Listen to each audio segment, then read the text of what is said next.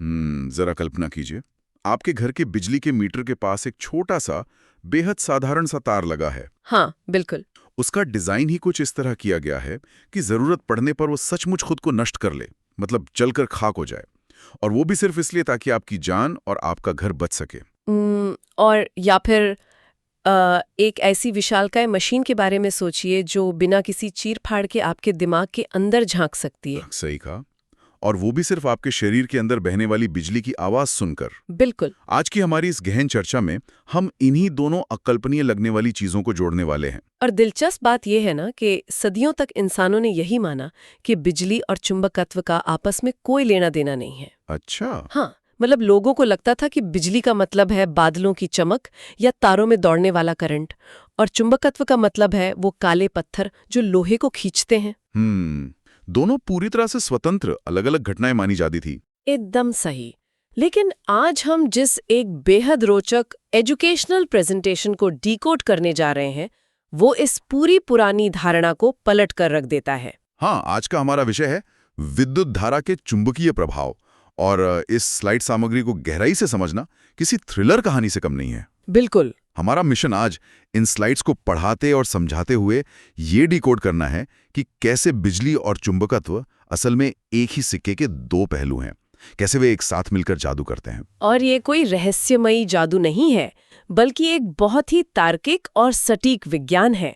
अगर हम इस प्रेजेंटेशन की पहली कुछ स्लाइड्स देखें तो पूरी कहानी 1820 में हंस क्रिश्चियन ओरस्टेड नाम के एक वैज्ञानिक की प्रयोगशाला से शुरू होती है। तो चलिए उस प्रयोगशाला के दृश्य को थोड़ा समझते हैं। ओरस्टेड अपनी लैब में एक बहुत ही साधारण सा प्रयोग कर रहे थे, ना? जी हाँ, उनके पास एक तांबे का तार था जिसमें उन्होंने करंट चालू किया, और इत्तेफाक से उसी तार के ठीक बगल में एक दिशा सूचक यंत्र यानी कंपास रखा हुआ था। ओरस्टेड ने जो देखा वो उस समय के विज्ञान के हिसाब से पूरी तरह से असंभव था। जैसे ही उन्होंने तार में करंट दौड़ाया, उस पास रखी कंपास की सुई अपनी जगह से हिलने लगी, मतलब उसमें विक्षेप आ गया। अब एक मिनट, लेकिन कंपास की सुई तो खुद एक छोटा सा चुंबक होती है। हाँ, और एक चुंबक को केवल एक ही चीज अपनी जगह से हिला सकती है, एक दूसरा चुंबक। तो क्या आप ये कह रही हैं कि एक साधारण सा तांबे का तार अचानक से चुंबक बन गया था? सटीक बात। यही से विज्ञान का वो ऐतिहासिक आहा मोमेंट आया। ओरस्टेड ने ये साबित कर दिया कि जब किसी तार में करंट बहता है तो वो अपने आसपास एक अदृश्य चुंबकीय प्रभाव, एक मैग्नेटिक फील्ड पैदा करता है। वाओ! आसान भाषा में कहें तो गतिमान आवेश, यानी जब भी इलेक्ट्रिक चार्ज चलते हैं तो वो एक चुंबक की तरह व्यवहार करने लगते हैं। ये तो सच में दिमाग घुमा देने वाला कंसेप्ट है। लेकिन अगर वो चुंबकीय क्षेत्र अदृश्य है तो हम उसे समझते कैसे हैं? इसी के लिए तो हमारे पास ये अगली स्लाइड है। यहाँ बताया गया है कि हम इस अदृश्य क्षेत्र का एक नक्शा बना सकते हैं, जिसे हम चुंबकीय क्षेत्र रेखाएं कहते हैं। अच्छा, मैग्नेटिक फील्ड लाइंस। बिल्कुल। अगर आप एक साधारण छड़ चुंबक या बार मैग्नेट को लें तो उसके चारों ओर ये रेखाएं एक खास पैटर्न बनाती हैं। ये रेखाएं चुंबक के बाहर नॉर्थ पोल से निकलती हैं और साउथ पोल में जाती हैं। लेकिन यहाँ एक बहुत दिलचस्प बात है। चुंबक के अंदर ये रेखाएं वापस साउथ से नॉर्थ की ओर जाती हैं। मतलब इनका कोई शुरुआत या अंत नहीं है, ये एक पूरा गोल चक्कर लगा रही हैं? एकदम सही। ये रेखाएं बंद वक्र या क्लोज्ड कर्व्स बनाती हैं, और जहां ये रेखाएं एक दूसरे के बहुत करीब होती हैं, वहां चुंबकीय क्षेत्र का बल सबसे ज्यादा मजबूत होता है। इस कॉन्सेप्ट में मुझे एक चीज हमेशा से बहुत हैरान करती है, जिसे अक्सर सबसे महत्वपूर्ण एग्जाम सवालों में गिना जाता है। इस स्लाइड में भी उस पर फोकस किया गया है। हाँ, वो प्रतिच्छेदन वाला सवाल। बिल्कुल। कहा जाता है कि दो चुंबकीय क्षेत्र रेखाएं कभी भी एक दूसरे को नहीं काटती।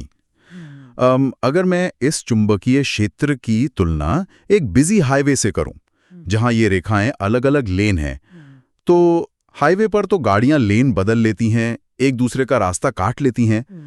तो चुंबकीय रेखाएं ऐसा क्यों नहीं कर सकती? क्या रेखाओं के कटने की स्थिति में कंपास की सुई सचमुच कंफ्यूज हो जाएगी कि उसे कहां जाना है? ये हाईवे वाली तुलना बहुत ही शानदार है। कल्पना कीजिए कि आप एक ही समय में एक ही गाड़ी को हाईवे की 2 अलग-अलग लेन में चलाने की कोशिश कर रहे हैं। क्या ये संभव है? बिल्कुल असंभव है। गाड़ी टूटकर 2 हिस्सों में तो नहीं बंट जाएगी। ठीक वैसा ही यहाँ है। चुंबकीय रेखाएं असल में उस दिशा को दर्शाती हैं जिस दिशा में कंपास का नॉर्थ पोल इशारा करेगा। अगर 2 रेखाएं एक ही बिंदु पर एक दूसरे को काटती हैं, तो इसका सीधा सा मतलब होगा कि उस कटान बिंदु पर अगर हम एक कंपास रखें, तो उसकी सुई को एक ही समय में 2 अलग-अलग दिशाओं में इशारा करना पड़ेगा। जो कि पूरी तरह से नामुमकिन है। एक भौतिक सुई एक बार में एक ही तरफ तो मुड़ सकती है। बिल्कुल। इसीलिए हर बिंदु पर चुंबकीय क्षेत्र की केवल एक ही निश्चित दिशा होती है। क्षेत्र रेखाएं किसी भी परिस्थिति में एक दूसरे को नहीं काट सकती। ये बहुत स्पष्ट हो गया। तो ये तो बात हुई एक सीधे साधे छड़ चुंबक की। लेकिन वापस ओर्स्टेड के तार पर आते हैं। तार हमेशा सीधे तो नहीं होते। हमारे गैजेट्स में तारों का आकार अलग-अलग होता है। हाँ, बिल्कुल। अगर हम उस करंट वाले तार का आकार बदल दें, तो क्या इस अदृश्य चुंबकीय क्षेत्र की आकृतियों में भी बदलाव आता है? बहुत बड़ा बदलाव आता है। प्रेजेंटेशन की स्लाइड 5 से 8 तक इसी बारे में बात की गई है। जब एक तार बिल्कुल सीधा होता है, तो उसके चारों ओर का चुंबकीय क्षेत्र संकेंद्रीय वृत्तों यानी कॉन्सेंट्रिक सर्कल्स के रूप में होता है। जैसे जब पानी में पत्थर फेंकते हैं तो गोल लहरें बनती हैं। एकदम वैसा ही। और इसमें एक सीधा सा नियम लागू होता है। अगर आप तार में करंट बढ़ाएंगे तो वो चुंबकीय वृत्त और मजबूत हो जाएंगे, और अगर आप तार से दूर जाते जाएंगे तो चुंबकीय क्षेत्र कमजोर पड़ता जाएगा। और इन वृत्तों की दिशा को समझने के लिए स्लाइड्स में एक बहुत ही मजेदार नियम दिया गया है, दक्षिण हस्त अंगुष्ठ नियम, जिसे मैक्सवेल का कॉर्कस्क्रू रूल भी कहते हैं। हाँ, ये बहुत ही काम का नियम है। इसे समझना बहुत आसान है। अगर आप अपने दाहिने हाथ से तार को ऐसे पकड़ें कि आपका अंगूठा करंट के बहने की दिशा में हो, तो जिस दिशा में आपकी उंगलियां मुड़ेंगी वही उस गोल चुंबकीय क्षेत्र की दिशा होगी। ये नियम असल में एक बहुत ही शक्तिशाली टूल है जिससे हम बिना किसी उपकरण के क्षेत्र का नक्शा दिमाग में बना सकते हैं। चलिए स्लाइड में दिए गए उदाहरण 12.1 को सुलझा कर देखते हैं। मान लीजिए एक बहुत विशाल पावर लाइन में करंट पूरब से पश्चिम की दिशा में तेजी से बह रहा है। ठीक है। अब अगर अपना दाहिना हाथ उठाएं और अपने अंगूठे को पूरब से पश्चिम की ओर पॉइंट करें। कर लिया। अब मेरी उंगलियां उस तार के नीचे की तरफ कैसे मुड़ रही हैं? वे मेरी तरफ आ रही हैं, यानी उत्तर से दक्षिण की ओर। बिल्कुल। तो उस पावर लाइन के ठीक नीचे वाले बिंदु पर चुंबकीय क्षेत्र की दिशा उत्तर से दक्षिण की ओर होगी। आपने बिना किसी कंपास के सिर्फ अपने हाथ से दिशा निकाल ली। ये सच में काम करता है। लेकिन अब उस सीधे तार को लेते हैं और उसे मोड़कर एक गोल छल्ला यानी वृत्ताकार पाश बना देते हैं। तब क्या होता है? जब तार को गोल मोड़ दिया जाता है तो तार का हर एक छोटा सा हिस्सा अपना खुद का गोल चुंबकीय वृत्त बनाने लगता है। और मजेदार बात यह है कि जैसे जैसे हम उस छल्ले के केंद्र की ओर बढ़ते हैं, वे वृत्त इतने बड़े हो जाते हैं कि छल्ले के बिल्कुल बीच में पहुंचकर वे लगभग सीधी रेखाओं जैसे लगने लगते हैं। और यहीं पर वो कॉन्सेप्ट आता है जिसे मैं सुपर पावर रूल कहना पसंद करता हूँ। अगर हम तार का सिर्फ एक छल्ला बनाने के बजाय उस तार को कई बार लपेटकर बहुत सारे फेरे बना दें, मान लीजिए n फेरे, तो चुंबकीय क्षेत्र n गुना अधिक शक्तिशाली हो जाता है। अगर मैं इसकी तुलना एक संगीत समारोह से करूं, तो एक सिंगल लूप एक अकेले गायक की तरह है। लेकिन अगर आप वैसे ही n फेरे लगा दें, तो वो एक पूरा गायक दल या क्वायर बन जाता है। बहुत बढ़िया एनालॉजी है। सबकी आवाज एक ही दिशा में निकल रही है और आपस में जुड़कर एक बहुत तेज, शक्तिशाली आवाज बन रही है। क्योंकि हर फेरे में करंट की दिशा समान होती है, इसलिए हर एक फेरे का चुंबकीय क्षेत्र आपस में जुड़ता चला जाता है। यहाँ मेरे मन में एक खुरापाती सवाल आ रहा है। अगर लूप बढ़ाने से पावर बढ़ती है, तो क्यों ना हम एक तार के 1 करोड़ लूप बना दें और उससे असीमित ऊर्जा या ताकतवर चुंबक बना लें? ये विचार तो अच्छा है, लेकिन भौतिकी की कुछ सीमाएं हैं। जब आप तार को बहुत ज्यादा लंबा करते हैं और उसमें करोड़ों लूप बनाते हैं, तो तार का प्रतिरोध बहुत बढ़ जाता है। अच्छा, रेजिस्टेंस बढ़ जाता है। हाँ, उस प्रतिरोध से इतनी ज्यादा गर्मी पैदा होगी कि तार पिघल जाएगा। लेकिन हाँ, एक सुरक्षित सीमा के अंदर हम ऐसा करते जरूर हैं। हम पास लिपटे तांबे के तार की एक लंबी बेलनाकार कुंडली बनाते हैं जो देखने में एक स्प्रिंग जैसी लगती है। इसे विज्ञान की भाषा में परिनालिका या सोलेनॉइड कहते हैं। और ये स्प्रिंग जैसा सोलेनॉइड क्या कमाल करता है? जब इसमें करंट बहता है तो ये पूरी स्प्रिंग एक छड़ चुंबक की तरह व्यवहार करने लगती है। इसका एक सिरा नॉर्थ पोल और दूसरा साउथ पोल बन जाता है। सबसे खास बात यह है कि इस परिनालिका के अंदर चुंबकीय क्षेत्र बिल्कुल एक समान यानी यूनिफॉर्म होता है। वाओ! अब अगर हम इस परिनालिका के खाली अंदरूनी हिस्से में नरम लोहे का एक ठोस टुकड़ा रख दें तो उस मजबूत चुंबकीय क्षेत्र के कारण वो लोहा भी चुंबक बन जाता है। इसी चीज को हम विद्युत चुंबक या इलेक्ट्रोमैग्नेट कहते हैं। तो एक साधारण लोहे का टुकड़ा करंट की वजह से एक सुपर मैग्नेट बन गया। इससे मुझे बड़ी मशीनों का ख्याल आता है। भारी गाड़ियों को उठाने के लिए क्रेन में इसका इस्तेमाल होता है ना? बिल्कुल होता है। क्या यही कारण है कि हम वहां स्थायी छड़ चुंबक का इस्तेमाल नहीं करते?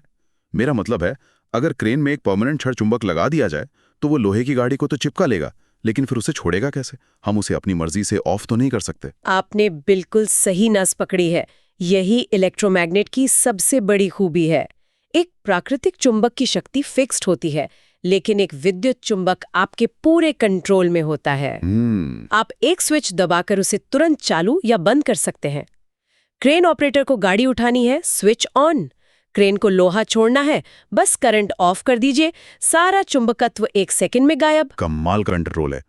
लेकिन अब स्लाइड 9 और 10 पर आते हैं, जो इस पूरी बातचीत को एक बिल्कुल नए मोड़ पर ले जाती हैं। हाँ, चुंबक का पलटवार। बिल्कुल। अभी तक हमने ये स्थापित किया कि बिजली एक चुंबकीय प्रभाव पैदा करती है जो पास रखी कंपास की सुई को धक्का देता है। लेकिन विज्ञान तो समरूपता में विश्वास रखता है। आंद्रे मैरी एम्पियर का सिद्धांत कहता है कि अगर बिजली चुंबक पर बल लगाती है तो क्या एक चुंबक भी करंट वाले तार पर वापस धक्का लगा सकता है? 100%। न्यूटन के गति के तीसरे नियम के अनुसार हर क्रिया की समान और विपरीत प्रतिक्रिया होती है। अगर करंट वाला तार चुंबक पर बल लगा रहा है तो चुंबक को भी उस तार पर उतना ही बल विपरीत दिशा में लगाना ही होगा। और ये बल इतना ताकतवर होता है कि भारी भरकम तार सचमुच अपनी जगह से हिल जाते हैं, उनका विस्थापन हो जाता है। लेकिन क्या ये बल हमेशा एक जैसा रहता है? नहीं, ये बल सबसे ज्यादा तब होता है जब तार में बहने वाला करंट और उस पर पड़ने वाला चुंबकीय क्षेत्र एक दूसरे के बिल्कुल लंबवत यानी 90 डिग्री के कोण पर हों। और इस धक्के की दिशा निकालने के लिए ही विज्ञान ने हमें फ्लेमिंग का वामहस्त नियम दिया है। जब मैंने पहली बार इस लेफ्ट हैंड रूल के बारे में पढ़ा तो मुझे लगा जैसे ये उंगलियों का कोई अजीबोगरीब जिम्नास्टिक्स है। थोड़ा अभ्यास मांगता है, लेकिन ये बहुत ही तर्कसंगत है। आपको बस अपने बाएं हाथ की तर्जनी, मध्यमा और अंगूठे को इस तरह फैलाना है कि तीनों एक दूसरे के लंबवत हों, बिल्कुल जैसे किसी कमरे के 3 कोने एक दूसरे से मिलते हैं। इसे याद रखने का एक बहुत ही मजेदार तरीका है FBI। F यानी फोर्स जो अंगूठा दिखाता है, B यानी मैग्नेटिक फील्ड जो तर्जनी दिखाती है, और I यानी करंट जो मध्यमा उंगली दिखाती है। बिल्कुल। लेकिन यहाँ मुझे इस पूरे विज्ञान के इतिहास की एक बात पर सख्त एतराज है। एक वैचारिक आपत्ति है मेरी। अरे, वैचारिक आपत्ति विज्ञान के एक स्थापित नियम से? बताइए। देखिए, स्लाइड में दिए गए उदाहरण 12.2 को ही ले लीजिए। मान लीजिए एक इलेक्ट्रॉन किसी चुंबकीय क्षेत्र में जा रहा है। इलेक्ट्रॉन खुद एक चार्ज है, वो बह रहा है। लेकिन जब हम फ्लेमिंग का नियम लगाते हैं तो हमें बताया जाता है कि करंट की दिशा उस इलेक्ट्रॉन के चलने की दिशा के बिल्कुल विपरीत माननी होगी। रुकिए, इलेक्ट्रॉन पूर्व में जा रहा है, लेकिन हम मान रहे हैं कि करंट पश्चिम में जा रहा है। हाँ, ये तो है। ऐसा लगता है जैसे ये विज्ञान के इतिहास की कोई बहुत पुरानी टाइपिंग मिस्टेक है जिसे कोई सुधारना नहीं चाहता और हमें आज भी ढूंढना पड़ रहा है। आप इसे विज्ञान के इतिहास की सबसे बड़ी टाइपिंग मिस्टेक कह सकते हैं। ये वाकई एक ऐतिहासिक दुर्घटना है। हुआ ये था कि जब करंट की खोज हुई तब बेंजामिन फ्रैंकलिन जैसे शुरुआती वैज्ञानिकों को इलेक्ट्रॉनों के बारे में कोई जानकारी ही नहीं थी। अच्छा। हाँ, उन्होंने बस ये मान लिया कि करंट धनात्मक आवेशों के बहने के कारण होता है। इसलिए उन्होंने पॉजिटिव से नेगेटिव की तरफ करंट की दिशा तय कर दी और इसी आधार पर सारे नियम बन गए। और फिर सालों बाद किसी ने इलेक्ट्रॉन खोज लिया। बिल्कुल। बहुत सालों बाद जे थॉमसन ने इलेक्ट्रॉन की खोज की। तब जाकर भौतिक विज्ञानियों को ये झटका लगा कि असल में तो सर्किट में नेगेटिव चार्ज बह रहे हैं, और वो भी उस दिशा के बिल्कुल उल्टी दिशा में जो उन्होंने इतने सालों से मान रखी थी। तो इन्होंने अपनी गलती क्यों नहीं सुधारी? किताबें क्यों नहीं बदली? क्योंकि तब तक बहुत देर हो चुकी थी। दुनिया भर की किताबों में, इंजीनियरिंग के नियमों में वो पुरानी दिशा छप चुकी थी। इसलिए वैज्ञानिकों ने एक आसान सा समझौता किया। कैसे समझौता? उन्होंने कहा कि ठीक है, हम असली करंट को अलग रखते हैं और अपने सारे नियमों के लिए एक पारंपरिक धारा यानी कन्वेंशनल करंट मान लेते हैं जो हमेशा इलेक्ट्रॉन के ठीक विपरीत दिशा में चलती है। तो मतलब उस ऐतिहासिक टाइपिंग मिस्टेक के कारण जब हम फ्लेमिंग का वामाहस्त नियम लगाते हैं तो हमारी मध्यमा उंगली हमेशा इलेक्ट्रॉन के जाने की दिशा के बिल्कुल उल्टी तरफ पॉइंट करेगी। एकदम सही समझे आप। और भले ही ये सुनने में अजीब लगे, लेकिन ये गणितीय रूप से बिल्कुल सही काम करता है। और यही वो जादुई बल है जो दुनिया की हर इलेक्ट्रिक मोटर को घुमाता है। मोटर में हम बस करंट और चुंबक दोनों को 90 डिग्री पर मिलाते हैं और बदले में हमें एक शक्तिशाली गति मिलती है। मोटरों और भारी मशीनों की बात तो बहुत होगी, लेकिन अब प्रेजेंटेशन की स्लाइड 11 पर आते हैं। ये विज्ञान एक बहुत ही चौंकाने वाला जंप लेता है। हाँ, मानव शरीर के भीतर का चुंबकत्व। बिल्कुल। अभी तक हम जो तार और क्रेन देख रहे थे वो सब बाहर की दुनिया है, लेकिन ये इलेक्ट्रोमैग्नेटिज्म हमारे शरीर के अंदर भी काम कर रहा है। ये जीव विज्ञान और भौतिकी का सबसे सुंदर संगम है। हमारे शरीर के अंदर भी बिजली दौड़ रही है। हमारी जो तंत्रिका कोशिकाएं हैं यानी नर्व सेल्स, उनके अंदर से बेहद कमजोर आयन धाराएं लगातार बहती रहती हैं। जब भी हम कुछ सोचते हैं, किसी चीज को छूते हैं या दर्द महसूस करते हैं, तो ये विद्युतीय संकेत हमारे दिमाग तक तेजी से सफर करते हैं और जहां भी करंट बहेगा वहां चुंबकीय क्षेत्र पैदा होगा ही। तो तकनीकी रूप से हम इंसान मूल रूप से चलते फिरते इलेक्ट्रोमैग्नेट हैं। बिल्कुल, तकनीकी रूप से हम हैं। तो फिर एक बहुत ही व्यावहारिक सवाल, अगर मेरे दिमाग और दिल में चुंबकीय क्षेत्र बन रहा है तो फिर रसोई में रखी लोहे की चम्मच मेरे माथे से आकर क्यों नहीं चिपक जाती? क्योंकि हमारे शरीर का ये चुंबकीय क्षेत्र मशीनों के चुंबक की तुलना में अविश्वसनीय रूप से कमजोर होता है। आपको अंदाजा देने के लिए बता दूं, पृथ्वी का प्राकृतिक चुंबकीय क्षेत्र ही हमारे शरीर के चुंबकीय क्षेत्र से लगभग 1 अरब गुना ज्यादा ताकतवर है। बाप रे, 1 अरब गुना? हाँ, शरीर में ये सूक्ष्म क्षेत्र मुख्य रूप से हमारे हृदय और मस्तिष्क में पाया जाता है। और इतनी कमजोर चीज का हम फायदा कैसे उठाते हैं? मैंने स्लाइड में पढ़ा कि MRI मशीन इसी सिद्धांत पर काम करती है। बिल्कुल, MRI यानी मैग्नेटिक रेजोनेंस इमेजिंग, ये मशीन शरीर के भीतर मौजूद इसी चुंबकीय वातावरण का उपयोग करती है और शरीर के अंदर की विस्तृत तस्वीरें निकालती है। ये तो सच में चमत्कारी है। लेकिन चलिए दिमाग के इन शांत स्कैन से बाहर निकलकर प्रेजेंटेशन की अंतिम स्लाइड्स पर चलते हैं। मास्टर ब्लूप्रिंट और घरेलू सुरक्षा। हाँ, ये बहुत महत्वपूर्ण हिस्सा है। अगर ये विद्युत चुंबकीय प्रभाव इतना ही शक्तिशाली है कि ये गाड़ियां उठा सकता है और आग लगा सकता है, तो हम इसे अपने घरों की दीवारों के अंदर कैसे सुरक्षित रूप से मैनेज करते हैं? घरेलू सुरक्षा का पूरा विज्ञान तारों के एक खास सिस्टम पर टिका है। भारत में आमतौर पर घरों में 3 तरह के तार आते हैं। सबसे पहला है विद्युतमयी तार या लाइव वायर, जो आमतौर पर लाल या नियॉन रेड कवर में होता है। यही वो खतरनाक तार है जो असली करंट लेकर आता है। सही। और दूसरा है उदासीन तार या न्यूट्रल वायर, जो काले रंग का होता है। करंट को बहने के लिए एक पूरा रास्ता चाहिए। ये काला तार उस करंट को वापस ले जाने का काम करता है। भारत में इन दोनों तारों के बीच 220 वोल्ट का विभवांतर रखा जाता है। और घर के सभी उपकरण पार्श्वक्रम यानी पैरेलल में जुड़े होते हैं ताकि सबको समान वोल्टेज मिले। बिल्कुल, पैरेलल कनेक्शन आजादी देता है कि हर उपकरण का अपना अलग स्विच हो। लेकिन इन लाल और काले तारों के अलावा एक तीसरा तार भी है, भूसंपर्क तार या अर्थ वायर, जो हरे रंग के कवर में होता है। मैं इस हरे तार को हमेशा एक VIP इमरजेंसी एग्जिट की तरह देखता हूँ। VIP emergency exit? ये तुलना कैसे? देखिए, मान लीजिए आपके पास एक लोहे की बॉडी वाली प्रेस है। कभी कभी अंदर की खराबी के कारण वो लाल वाला लाइव तार कटकर बाहरी धातु की बॉडी से टच हो जाता है। अब उस प्रेस में 220 वोल्ट का खतरनाक करंट आ गया है। और अगर कोई इंसान नंगे पैर उसे छू ले तो? बहुत बुरा झटका लगेगा। बिल्कुल, लेकिन अगर उस प्रेस की बॉडी से वो हरा अर्थ वायर जुड़ा हुआ है तो करंट इंसान के शरीर में जाने के बजाय उस हरे VIP एग्जिट से होते हुए सीधा धरती के अंदर चला जाता है। हाँ, क्योंकि उसे सबसे कम प्रतिरोध वाला रास्ता मिल जाता है। बहुत ही शानदार तरीके से समझाया आपने। लेकिन झटके के अलावा बिजली से आग लगने का भी खतरा है। लघुपथन यानी शॉर्ट सर्किट और अतिभारण यानी ओवरलोडिंग। हाँ, शॉर्ट सर्किट तब होता है जब लाल लाइव तार और काला न्यूट्रल तार गलती से एक दूसरे के सीधे संपर्क में आ जाते हैं। प्रतिरोध 0 हो जाता है और करंट बेकाबू हो जाता है। दूसरी तरफ ओवरलोडिंग तब होती है जब हम एक ही सॉकेट में बहुत सारे उपकरण लगा देते हैं। और इन दोनों ही जानलेवा खतरों से बचाने के लिए हमारे पास सुरक्षा का वो सबसे बड़ा हथियार होता है, विद्युत फ्यूज। जी हाँ, फ्यूज जूल हीटिंग के सिद्धांत पर काम करता है। करंट ज्यादा होने पर फ्यूज का तार पिघल जाता है और सर्किट टूट जाता है। चूंकि फ्यूज सर्किट को बचाने के लिए पिघल जाता है, तो क्या तकनीकी रूप से ये एक छोटा इलेक्ट्रिक शहीद नहीं है जो पूरे घर को बचाने के लिए खुद को कुर्बान कर देता है? आप इसे बिल्कुल एक इलेक्ट्रिक शहीद कह सकते हैं। इसका काम ही यही है। तो आज की इस पूरी चर्चा को अगर हम समेटें मास्टर रिवीजन के तौर पर, तो हमने देखा कि कैसे ऑस्ट्रिट के मैजिक से गतिमान आवेश चुंबकीय क्षेत्र बनाते हैं। हमने थंब रूल देखा, कॉइल की पावर समझी, फ्लेमिंग का फोर्स रूल देखा और डोमेस्टिक सेफ्टी को समझा। ये सच में एक अविश्वसनीय यात्रा है। इस पूरी चर्चा के बाद श्रोताओं के सोचने के लिए एक बहुत ही गहरा सवाल जहन में आता है। आज हमने देखा कि गतिमान आवेश चुंबकीय क्षेत्र बनाते हैं। अगर हमारी पृथ्वी भी एक विशाल चुंबक की तरह व्यवहार करती है जो हमारे कंपास को दिशा दिखाती है, तो जरा सोचिए, पृथ्वी के गहरे क्रोड के भीतर ऐसी कौन सी अदृश्य और विशाल विद्युत धाराएं लगातार घूम रही होंगी जो इस पूरे ग्रह को एक चुंबक बनाए हुए हैं? और क्या होगा अगर कभी वे अंदरूनी धाराएं रुक जाएं या अपनी दिशा बदल लें? ये वाकई एक बहुत बड़ा सवाल है। इस पर गहराई से विचार कीजिएगा। आज की हमारी इस गहन चर्चा में बस इतना ही।